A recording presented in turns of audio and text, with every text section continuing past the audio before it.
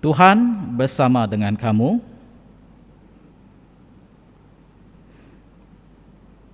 Doa untuk kesucian.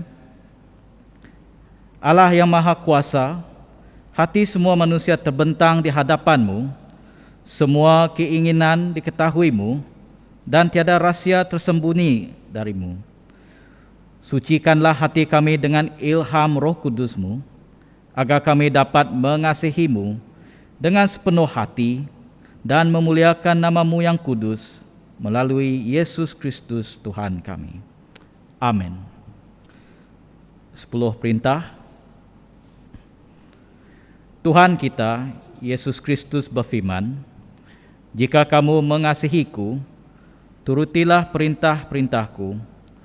Berbahagialah mereka yang mendengar firman Allah dan menurutinya. Dengarlah perintah-perintah yang Allah telah berikan kepada umat-Nya dan simpanlah di dalam hati. Akulah Tuhan Allah kamu. Janganlah kamu ada Tuhan lain melainkanku. Kamu haruslah mengasihi Tuhan Allahmu dengan sepenuh hatimu, dengan sepenuh jiwamu, dengan sepenuh fikiranmu, dan dengan sepenuh kekuatanmu." Amin. Tuhan kasihanilah kami. Janganlah kamu membuat berhala bagi dirimu. Allah itu roh, dan barang siapa yang menyembahnya, mesti menyembahnya dalam roh dan dalam kebenaran. Amin. Tuhan kasihilah kami. Janganlah kamu menghina nama Tuhan Allahmu. Kamu haruslah menyembahnya dalam perasaan takjub dan takzim. Amin. Tuhan kasihanilah kami. Ingatlah hari Tuhan dan pastikan ianya kudus. Kristus telah bangkit daripada mati. Tumpukan fikiranmu kepada benda yang di surga dan bukan kepada benda yang di bumi. Amin. Tuhan kasihanilah kami.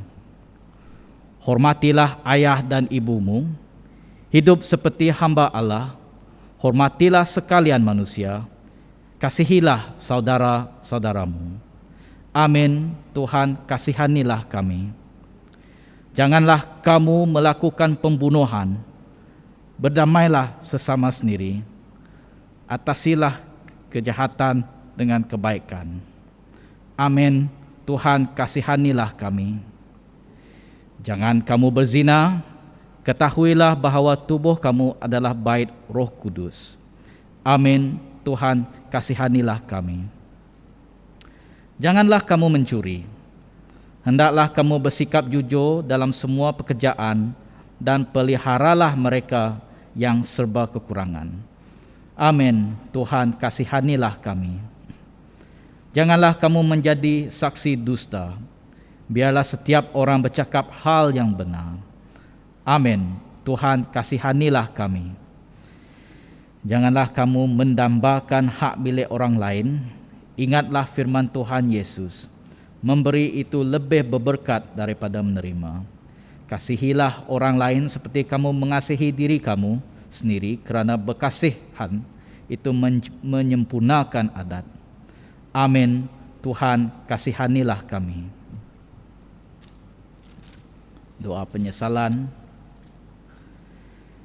Kerana Allah sangat mengasihi dunia, maka Dia memberi anak tunggalnya, Yesus Kristus, demi menyelamatkan kita dari dosa kita, menjadi pembela kita di surga dan membawa kita ke kehidupan kekal.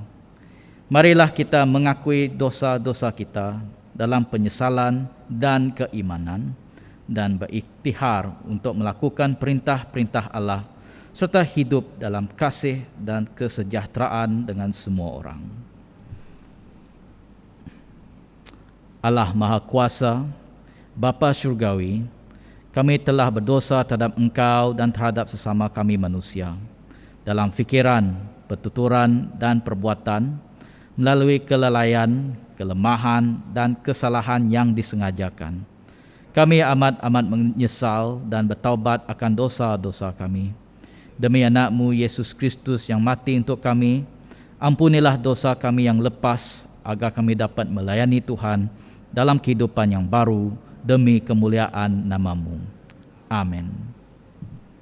Allah Maha Kuasa yang mengampuni semua orang yang benar-benar bertaubat, mengasihani kamu, mengampuni dan membebaskan kamu dari semua dosa kamu, menetapkan serta memperkuatkan kamu dalam semua kebajikan dan memelihara kamu dalam semua kehidupan abadi.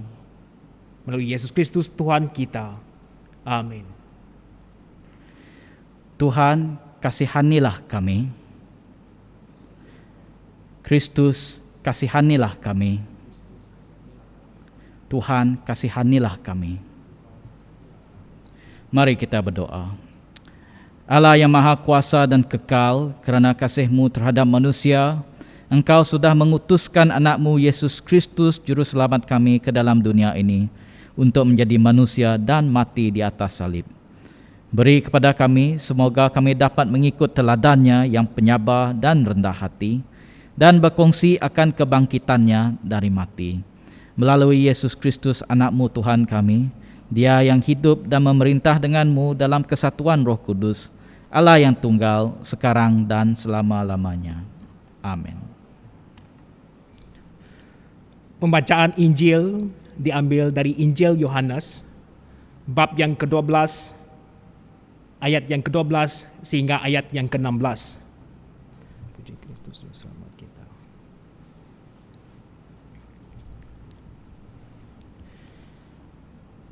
Keesokan harinya, orang ramai yang sudah datang untuk merayakan Paskah mendengar kabar bahwa Yesus sedang dalam perjalanan ke Yerusalem. Mereka mengambil dahan-dahan pokok palma, lalu pergi mengalu-alukan Yesus sambil berseru, "Pujilah Allah, diberkatilah Dia yang datang dengan nama Tuhan, diberkatilah Raja Israel." Yesus mendapati seekor keldai muda lalu menungganginya. Dengan demikian, berlakulah yang tertulis di dalam Alkitab. "Janganlah takut, hai penduduk Sion. Lihatlah Raja kamu datang, menunggang seekor keldai muda."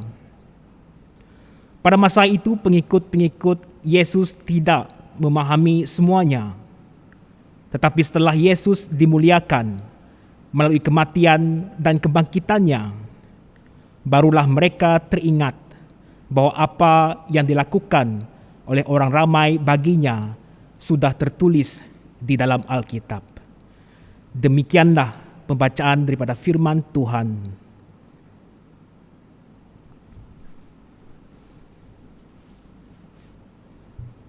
Shalom, saudara dan saudari dalam nama Tuhan kita, Yesus Kristus. Minggu ini kita memasuki Minggu Palma. Umat Kristian menyambut hari yang khusus ini sebagai hari yang penting.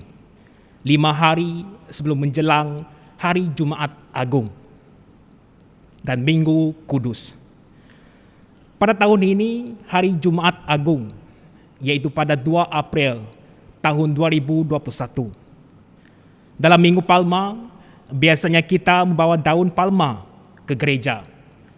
Daun palma adalah lambang keadilan, kebaikan, dan kebijaksanaan. Sehingga tepatlah jika mereka ingin memperolehi perkara-perkara ini pada diri Tuhan Yesus. Minggu Palma tidak berdiri sendiri, tetapi berkaitan dengan hari Jumat Agung. Makna utama Minggu Palma yaitu Minggu Penghayatan akan erti penderitaan, juga dimaksudkan sebagai Minggu Pemuliaan bagi nama Tuhan Yesus. 2 hal, yaitu penderitaan dan kemuliaan, seolah-olah berlangsung untuk menyatu. Maka makna dari Minggu Palma bererti menyiapkan penderitaan Kristus melalui pemuliaan terhadap pribadi Tuhan Yesus. Saudara dan saudari di dalam nama Tuhan kita Yesus Kristus, pada Minggu Palma ini saya ingin mengajak kita untuk merenungkan satu tema, yaitu menyambut Sang Raja datang. Beberapa minggu yang lalu, kita memperhatikan bahwa kita ini harus menantikan sesuatu. Maka pada minggu ini, saya ingin mengajak kita bersama-sama menyambut Sang Raja datang. Seperti yang telah dibacakan tadi di dalam Injil Yohanes, bab yang ke-12, ayat yang ke-12 sehingga ayat yang ke-16. Di dalam pembacaan Injil ini, Yohanes mencatat penyambutan Yesus bagaikan raja oleh orang banyak di Yerusalem, dengan sorak-sorai dan lambaian daun palma, seperti yang dinyatakan pada ayat yang ke-12 sehingga ayat yang ke-13. Apakah saat itu orang sungguh menyadari bahwa Yesus adalah Tuhan, Raja atas genap semesta? Kita tidak tahu dengan pasti adakah itu merupakan tujuan mereka mengalu-alukan Yesus. Namun, Alkitab mencatat sambutan meriah itu diberikan kerana Yesus baru sahaja membangkitkan orang dari mati, yaitu Lazarus yang dinyatakan pada bab yang ke-11 ayat yang ke-17. Mungkin mereka berharap melihat lebih banyak lagi pertunjukan kuasa dari raja ini. Di tengah keriuhan, ada sekelompok orang Farisi dalam keadaan tertekan, dan mereka katakan, "Lihat sendiri, kamu sama sekali tidak berhasil." Apakah yang tidak berhasil? Menurut Yohanes, kelompok ini selalu berusaha mencari kesalahan Yesus, berusaha menangkap dan membunuhnya, seperti yang dinyatakan di dalam pasal yang ke-7, ayat yang ke-32, dan bab yang ke-8, ayat yang ke-3 sehingga ayat yang ke-6, ayat yang ke-13, dan bab yang ke-11, ayat yang ke-47 dan ayat yang ke-57. Mereka tidak ingin orang mengikutinya, apalagi meletakkan Yesus sebagai raja. Namun usaha mereka itu selalunya gagal. Merenungkan semua itu, Yohanes menyadari bahwa Yesus, Sang Anak Allah, memegang perintah atas dunia. Ia mencatat bahwa Yesus bertindak menurut saatnya dan bukan saat manusia. Benar, bukan manusia yang menjadikan Yesus berstatus raja. Suka atau tidak, diakui atau tidak, Yesus adalah Tuhan, Raja yang patut disembah segenap semesta. Kedatangan dan penyambutannya di Yerusalem telah dinubuatkan ratusan tahun sebelumnya. Dan kalau kita perhatikan rujukan yang diambil daripada Zakaria, bab yang ke-9, ayat yang ke-9, dan Mazmur, bab yang ke-118, ayat yang ke-26. Para murid Yesus juga menggenapkan nubuatan itu tanpa mereka sedari.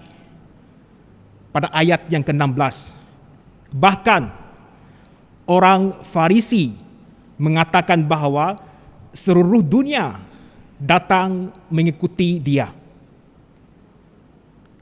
Dan itu akan menjadi kenyataan, seperti yang dinyatakan di dalam Filipi, bab yang kedua, ayat yang ke-9 sehingga ayat yang ke-11.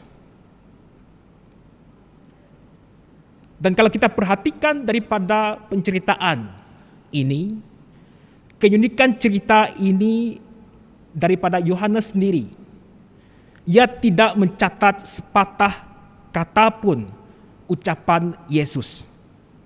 Ia mengamati kisah masuknya Yesus ke Yerusalem dari 3 sisi.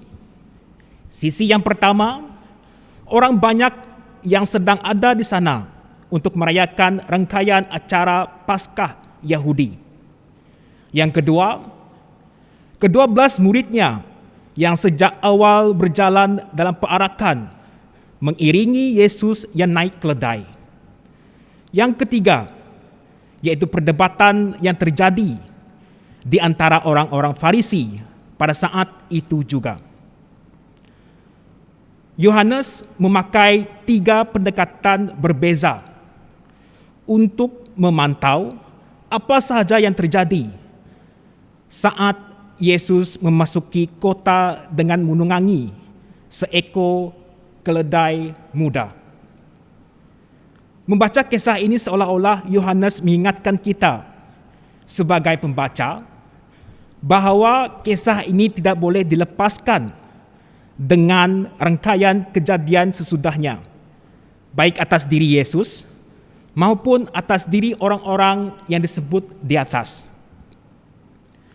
Dengan penyambutan ini, mereka yakin bahwa Yesuslah Raja dan juga Mesias yang dijanjikan Allah untuk menyelamatkan mereka daripada penindasan dan belenggu penjajahan. Karena mereka telah melihat kewibawaan dan kuasa yang ada pada Yesus. Karena keyakinan itu, maka mereka menyambut dan mengalu-alukan Yesus dengan melambai-lambaikan daun palma.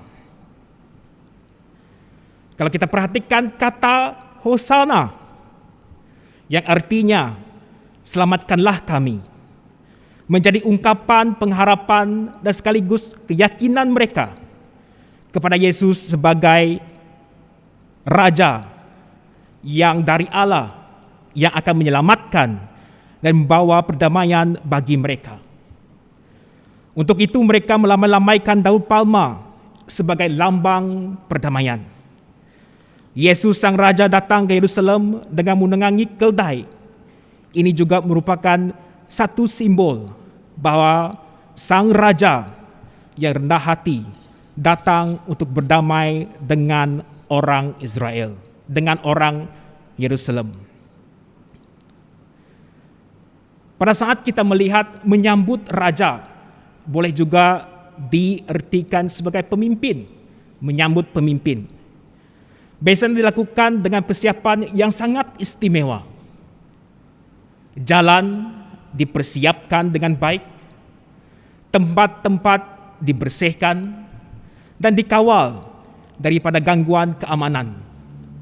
Bahkan penyambutan di kanan kiri, jalan juga disiapkan dengan berbagai cara. Beginilah kita menyambut Sang Pemimpin, Yesus Sang Raja Damai yang datang ke Yerusalem, juga disambut dengan meriah, dengan simbol-simbol perdamaian. Namun itu akan berubah dengan begitu cepatnya ketika orang-orang Yerusalem kemudian meminta Yesus untuk disalibkan. Dari peristiwa cara sambutan penduduk ini kepada Yesus di Yerusalem, lalu apakah yang Tuhan Yesus lakukan dalam kehidupan setiap orang percaya yang menyambutnya itu? Dan apakah yang akan Yesus lakukan di dalam kehidupan saya dan saudari dan saudara di sana? Ada beberapa perkara yang menarik untuk kita semak dari tindakan Yesus bagi kita. Yaitu, yang pertama, Kristus menyatakan bahwa Ia berkuasa atas setiap orang yang percaya. Ayat yang ke-12 sehingga ayat yang ke-13. Ketika Tuhan Yesus masuk ke Yerusalem menjelang Paskah, terjadilah sesuatu yang luar biasa, yaitu banyak orang yang menyatakan iman percayanya kepada Kristus. Yohanes mencatat, keesokan harinya, ketika orang banyak yang datang merayakan pesta mendengar bahwa Yesus sedang di tengah jalan menuju Yerusalem, Mereka mengambil daun-daun palma dan pergi mengalu-alukan dia sambil berseru, "Hosana, diberkatilah dia yang datang dalam nama Tuhan, Raja Israel." Menyambut Tuhan seperti menyambut raja tentunya memiliki resiko, di mana orang Roma akan memandangnya sebagai suatu tindakan khianat, yaitu pemberontakan terhadap pemerintahan Roma pada waktu itu. Namun demikian, tidak ada kegentaran dalam hati masyarakat. Tuhan Yesus mau menyatakan hal yang penting ini, yaitu bahwa Ia berkuasa atas setiap orang percaya. Bentuk kekuasaan Tuhan terlihat dari adanya pengakuan masyarakat dengan menyatakan, "Hosana, diberkatilah dia yang datang dalam nama Tuhan, Raja Israel." Dan pujilah Allah, diberkatilah dia yang datang dalam nama Tuhan, diberkatilah Raja Israel. Serta diikuti dengan tindakan mengambil daun-daun palma, lalu pergi menyambut dia.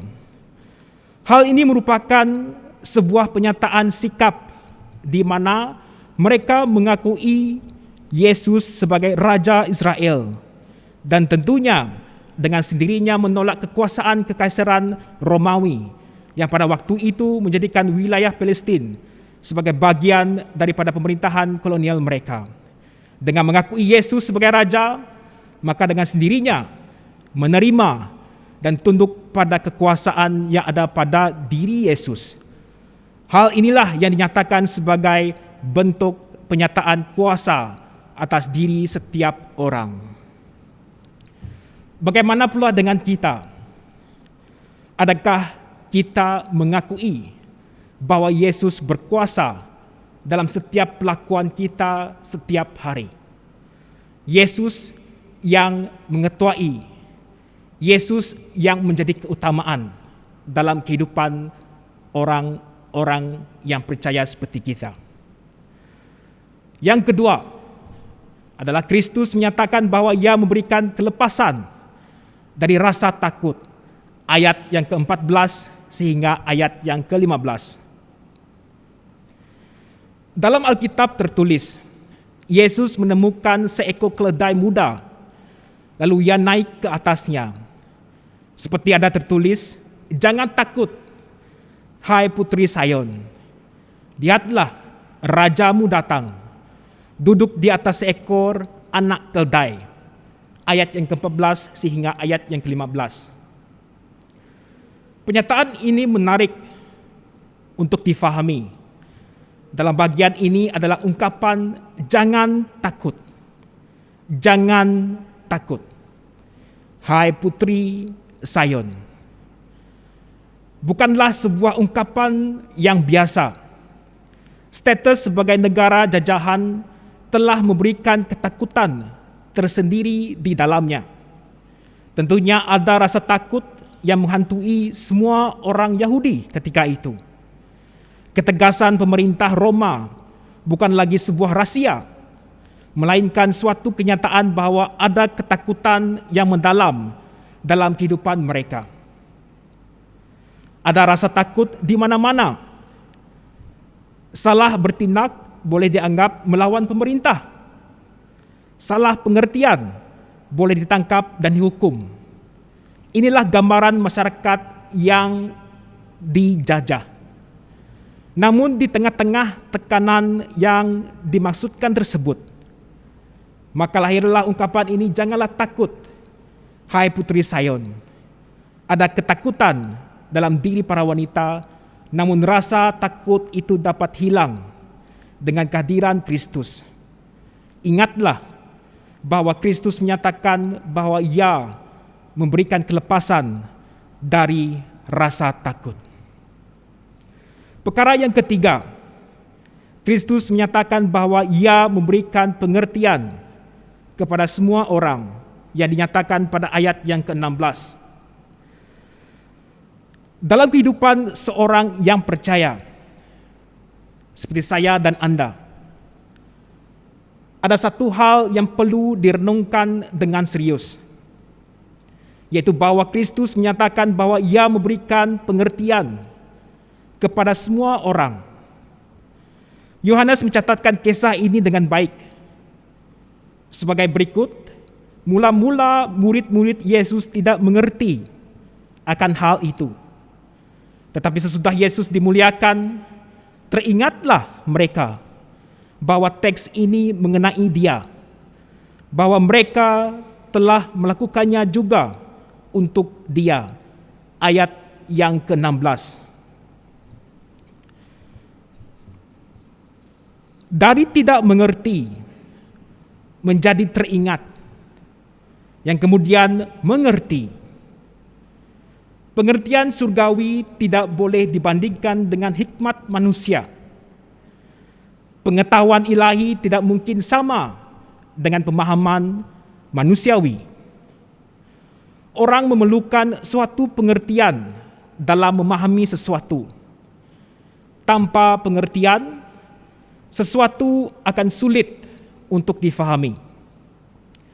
Tuhan Yesus pernah dipermuliakan, dan hal itu menjadi suatu ingatan yang tajam dalam kehidupan manusia, sehingga dari tidak mengerti menjadi mengerti.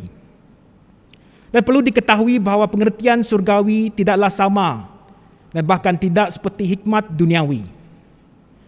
Beberapa orang tidak memahami kebenaran dan maksud Tuhan Allah secara utuh, tepat dan benar. Mereka terhadang oleh pengertian manusiawi, yaitu dosa dan bahkan pemberontakan. Itulah sebabnya manusia semakin bodoh dan terjerumus dalam kehidupan yang kelam. Dengan pengertian surgawi, maka hal yang tidak mungkin difahami menjadi sesuatu yang mungkin. Para muridnya yang tadinya tidak mengerti apa yang Tuhan maksudkan, kini memperoleh pengertian atas tindakan Tuhan dalam dirinya. Saudara dan saudari dalam nama Tuhan kita Yesus Kristus, ingatlah hal yang penting ini. Kristus menyatakan bahwa Ia memberikan pengertian kepada semua orang, dan orang yang dimasukkannya itu adalah salah satunya adalah kita. Dengan demikian, maka apakah Tuhan Yesus lakukan dalam kehidupan setiap orang yang percaya, yaitu kita semua? Yang pertama, Kristus menyatakan bahwa Ia berkuasa atas setiap orang yang percaya. Yang kedua, Kristus menyatakan bahwa Ia memberikan kelepasan dari rasa takut. Dan yang ketiga, Kristus menyatakan bahwa Ia memberikan pengertian kepada semua orang. Ketiga hal tersebut merupakan karya besar Tuhan kita dalam kehidupan setiap orang percaya, termasuk kita semua. Kita manusia sebagai hamba, adakah kita benar-benar bersedia untuk menyambut Sang Raja Damai dengan penuh rasa sukacita dan pertanyaan dan perdamaian? Kita tanya diri kita sendiri, adakah kita membuka hati kita di saat penderitaannya yang memperbolehkan kita untuk mempunyai perdamaian dengan Allah? Marilah kita sambut Sang Raja dengan penuh damai, seperti seorang hamba yang menunggu kedatangan tuannya. Hosana. Tuhan memberkati kita semua. Amin.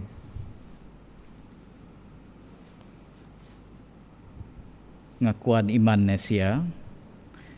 Kami percaya kepada Allah yang tunggal, Dia Bapa yang Maha Kuasa, pencipta langit dan bumi, juga segala sesuatu yang kelihatan dan tidak kelihatan. Kami percaya kepada Tuhan yang tunggal, Yesus Kristus, Anak Tunggal Allah yang abadi, diperanakkan oleh Bapa, Allah daripada Allah, terang daripada terang, Allah benar daripada Allah benar, diperanakkan bukan dijadikan. Dia sama dengan Bapa, melaluinya segala sesuatu dijadikan. Untuk kita dan keselamatan kita, dia turun dari surga. Oleh kuasa Roh Kudus, dia dikandungkan oleh perawan Maria dan menjadi manusia. Demi kita, dia disalibkan semasa pemerintahan Pontius Pilatus. Dia menderita, diseksa hingga mati dan dikuburkan. Pada hari ketiga, dia bangkit menurut yang dibuatkan dalam Alkitab. Dia naik ke surga dan duduk di sebelah kanan Bapa. Dia akan kembali dalam kemuliaan untuk menghakimi orang yang masih hidup dan yang telah mati. Dan kerajaannya tidak akan berakhir. Kami percaya kepada Roh Kudus, Dia Tuhan pemberi hidup yang datang daripada Bapa dan Anak. Bersama Bapa dan Anak, Dia disembah dan dimuliakan. Dia telah berfirman melalui para nabi.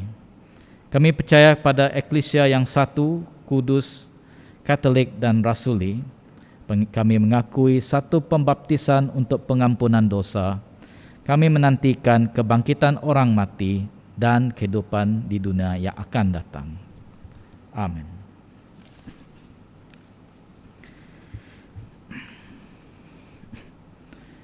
Mari kita berdoa. Marilah kita berdoa dan memberi terima kasih kepada Bapa di surga atas semua berkat diberikan olehnya. Bapa kami di surga, perkasakanlah Bishop kami, Donald Jude, dan pembantu beliau, Bishop Nelson Nugas. Kami doakan supaya mereka diberkati dengan kebijaksanaan dan kepimpinan untuk membimbing umat-Mu seiring dengan janji-Mu dan ajaran anak-Mu Yesus. Kami juga doakan para padri-padri kami yang berkhidmat di serata tempat dalam Diosis Kuching dan Brunei Darussalam. Kami doakan supaya mereka sentiasa taat dalam pelayanan-Mu, memberitakan Injil kepada umat-Mu dan terang seperti Kristus. Kami juga doakan pada keluarga mereka, lindungi dan berkatilah mereka ketika mereka keluar melayani-Mu dan menginjil umat-Mu Tuhan. Kami juga berdoa khususnya untuk gereja kami Saint Columba Miri. Berkatilah Archdeacon kami Stanley Bunseng dari segi kebijaksanaan dan kepimpinan beliau di dalam gereja ini. Kami doakan pembantu padri, khasnya Reverend Josh, Reverend Willie, Reverend Augustine, Deacon Roland dan Deacon Yo Winton. Kami doakan kepada ketua-ketua kepimpinan di gereja ini, sama ada sepenuh masa ataupun secara sukarela. Dan kami doakan supaya mereka berbahagia dalam membawa Injil dan juga memberitakan Injil kepada umat-Mu. Dan juga kami doakan kepada umat di sini juga Tuhan, supaya mereka diberkati melalui pelayanan di gereja ini. Nah, kami juga doakan kepada keluarga kami di dalam gereja ini, supaya mereka dapat merasakan kebahagiaan, kerinduan dalam memberitakan Injil sebagai umat Kristus. Tuhan, dengarlah doa kami. Kami doakan kepada negara kami Malaysia, berkatilah yang di-Pertuan Agong, Perdana Menteri, menteri-menteri mengikut jawatan diamanahkan, TYT dan Ketua Menteri Sarawak, Wakil Rakyat. Kami doakan mereka supaya menjalankan tugas dengan telus, amanah dan jujur.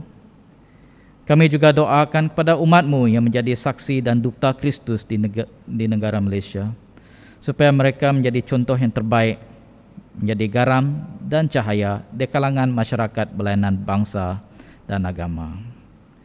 Tuhan, dalam belas kasihan-Mu, kami doakan ahli keluarga kami supaya keluarga kami dapat memberi kehidupan baru di dalam Kristus, khasnya kepada orang yang disayangi dan juga tetamu yang datang ke dalam rumah kami.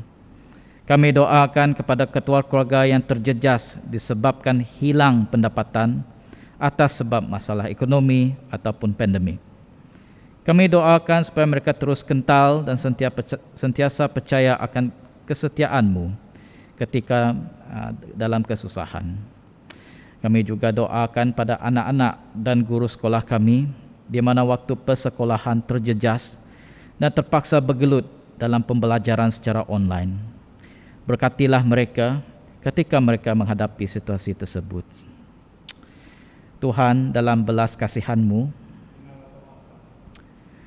Bapa kami di syurga, kami juga doakan kepada mereka yang bergelut di dalam kesihatan fizikal, mental dan rohani. Kami doakan supaya mereka meletakkan segala pergelutan tersebut di tangan-Mu. Kami doakan melalui hadirat-Mu Bapa, mereka akan terus tenang dan percaya akan janji-Mu. Melalui-Mu dapat membimbing mereka kepada keselamatan melalui anak-Mu Yesus. Tuhan, dalam belas kasihan-Mu, kami doakan kepada mereka yang berkabung dan yang masih bersedih di atas kehilangan orang tersayang mereka. Kami doakan ketenangan dan harapan baru kepada keluarga tersebut. Mengikut janji anak-Mu Yesus Kristus, satukanlah kami bersama mereka di kerajaan-Mu yang abadi. Tuhan, dalam belas kasihan-Mu, sambil bersuka cita dalam persekutuan Saint Columba dan semua orang suci-Mu, kami menyerahkan diri kami dan semua orang Kristian kepada kasih-Mu yang tidak berubah. Bapa yang kasih, terimalah doa ini demi anak-Mu Yesus Kristus, Juru Selamat kami. Amin. Marilah kita berdoa seperti yang diajarkan oleh Juru Selamat kita. Bapa kami yang di surga, kuduskanlah nama-Mu, datanglah kerajaan-Mu, jadilah kehendak-Mu di bumi seperti di surga. Berikanlah kami hari ini keperluan harian kami. Ampunilah dosa-dosa kami, seperti kami mengampuni mereka yang bersalah terhadap kami. Janganlah membawa kami ke dalam pencobaan, tetapi bebaskanlah daripada yang jahat. Kerana Engkaulah empunya kerajaan, kuasa dan kemuliaan, kini dan selama-lamanya. Amin. Kristus memberikan kamu rahmat untuk hidup dalam kesucian, untuk menafikan diri sendiri, mengangkat salib dan mengikutinya. Lalu berkat Allah Maha Kuasa, Bapa, Anak, dan Roh Kudus menyertai kamu dan tetap bersama-samamu selalu. Amin. Pergilah dalam damai untuk mengasihi dan melayani Tuhan.